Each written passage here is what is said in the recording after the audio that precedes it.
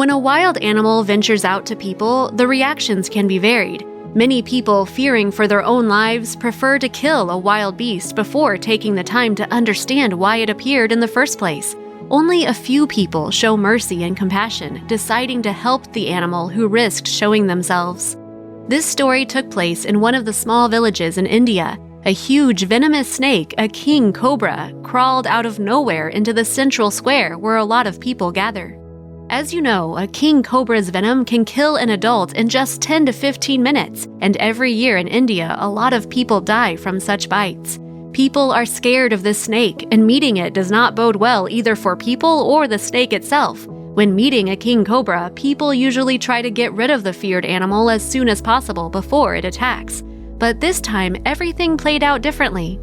The behavior of this cobra raised a lot of questions. The animal did not show any signs of aggression, but on the contrary, the snake was very lethargic and looked thin and exhausted. People quickly realized that the king cobra crawled out to them for a reason. She was apparently dying of thirst, and risking her life came to people for help.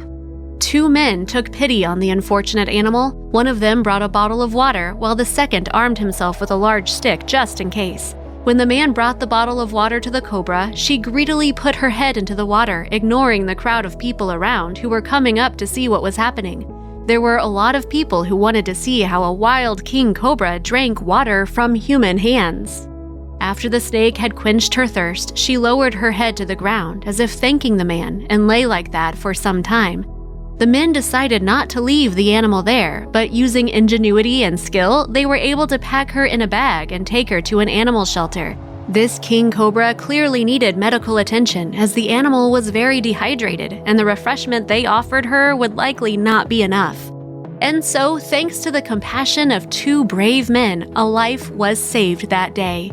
Friends, let's show mercy to those who need our help, regardless of who it might be. Whether it is a wild animal or another person, we are all residents of the same planet, and we all walk under the same sun, and we all have the right to life.